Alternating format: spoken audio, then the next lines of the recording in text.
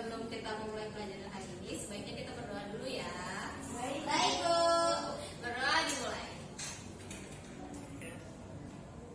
Berdoa selesai. Baiklah, untuk materi hari ini kita akan belajar tentang pelestarian sumber daya alam. Lebih pokoknya ke sampah. Siapa yang tahu apa itu sampah?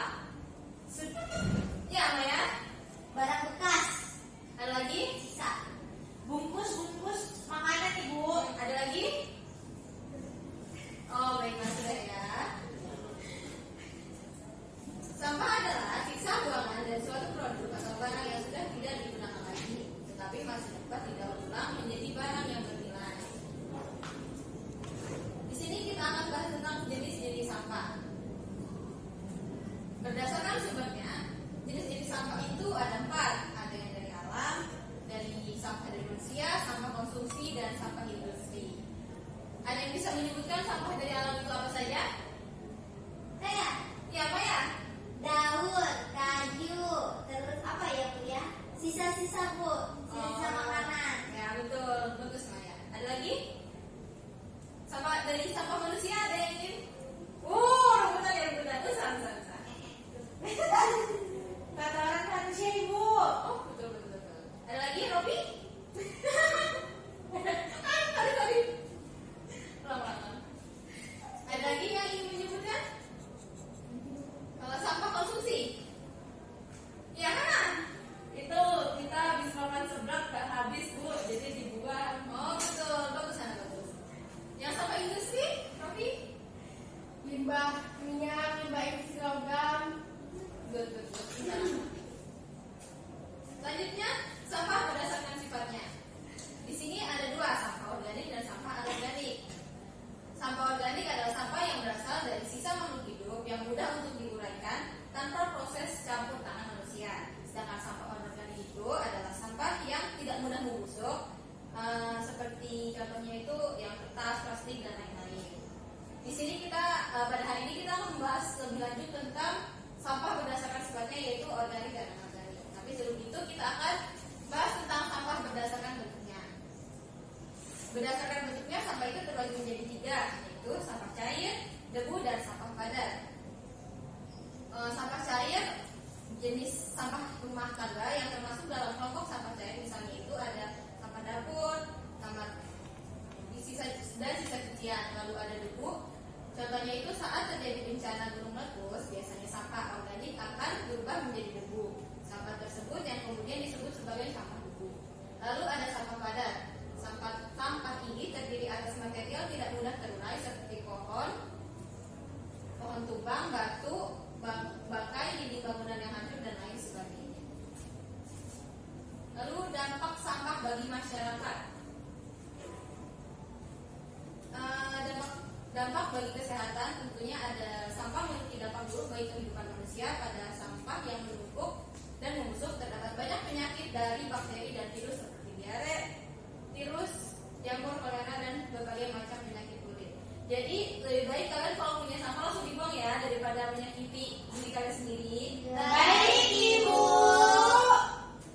Lalu ada dampaknya bagi lingkungan. Dampak membuang sampah sembarangan akan merusak pemandangan, mendatangkan bau yang tidak sedap, mendatangkan banjir level rendah sampai yang tinggi, mendatangkan berbagai penyakit dan dapat mencemari lingkungan.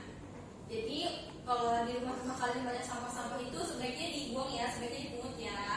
Baik, Bu.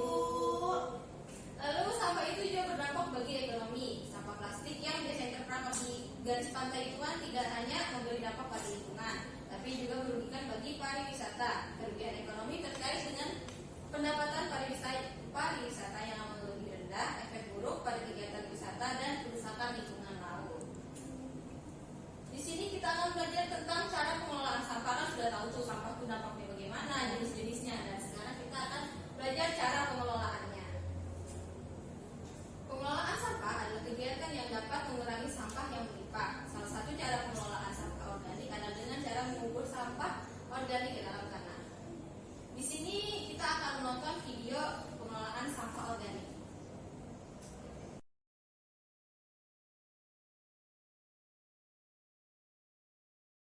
Halo, assalamualaikum. cara membuat kompos tanpa ribet, tinggal tanam saja. Misalnya kita punya limbah kulit-kulit buah, kemudian ada limbah potongan sayur, ada daun-daun kering juga. Biar nggak ribet gini caranya, tapi syaratnya punya tanah atau kita berkebunnya langsung di tanah. Pokoknya ada tanah sedikit lah ya di sekitar rumah kita. Tinggal kita buat lubang. Ini buat lubang. Ini ya. Dibuat lubang.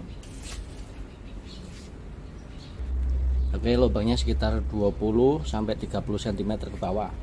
Setelah jadi lubang, tinggal masukkan saja ini.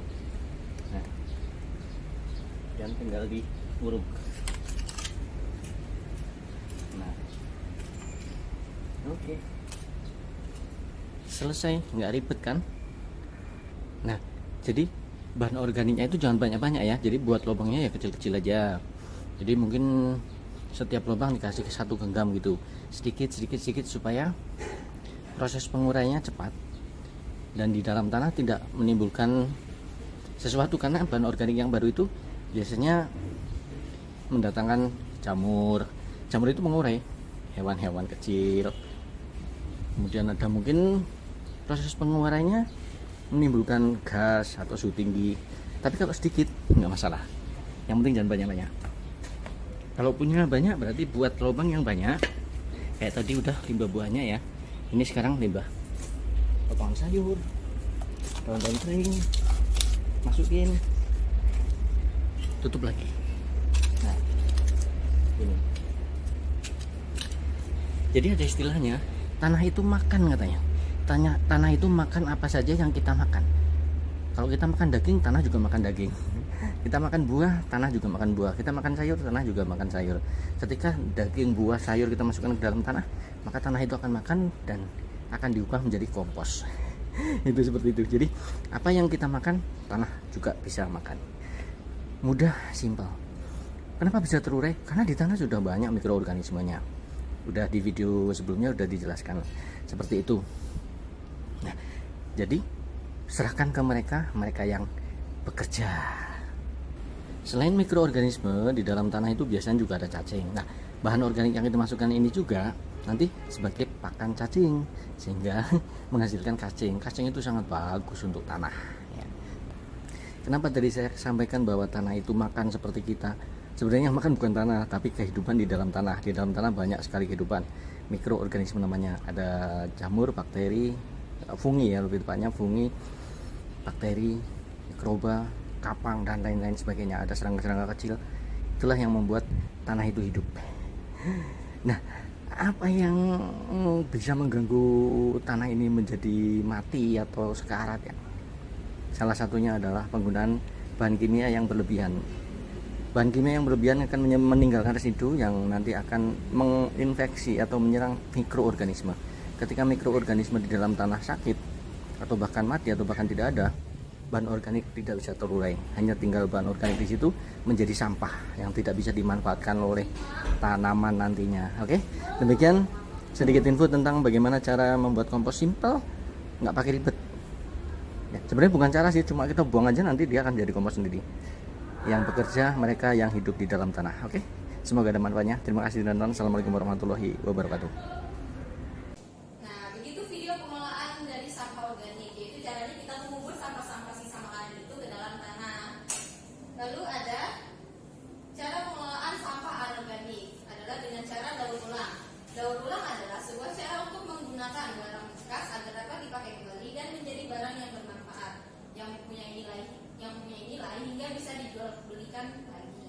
Daur ulang juga bertujuan agar berkurangnya pencemaran lingkungan yang diakibatkan sampah-sampah plastik yang dibuang secara sembarangan.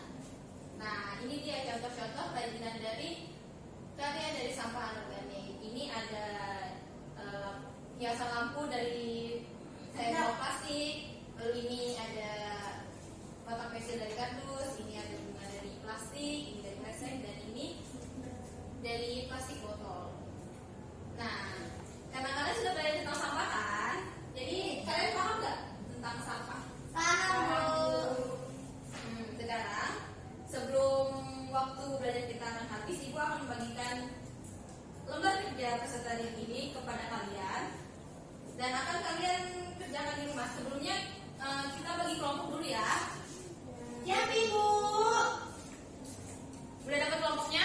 Sudah Bu. Siapa mau jadi ketua kelompok? Saya. Nah, Dijadikan enggak Bu? nggak usah. Ini nanti dikumpul, tugas ini dikumpulnya minggu depan. Kamu beserta kelompok mengerjakan ini, oke? Paham ya? Paham Ibu. Bu dikumpulnya kapan? Minggu depan. Boleh nggak kita tanya dari WA Bu? Oh boleh. Itu ada tugasnya juga. Kalau ada yang tidak dimengerti harus ditanya juga ya. Nanti kontak ibu ya. Baik Bu, terima kasih. Karena sepertinya waktu belajar kita sudah habis. Jadi mari kita akhiri aja pelajaran kita hari ini. Sebelumnya mari kita berdoa menurut agama dan kepercayaan kita masing-masing. Berdoa dimulai. Berdoa selesai. Ibu akhiri materi kita.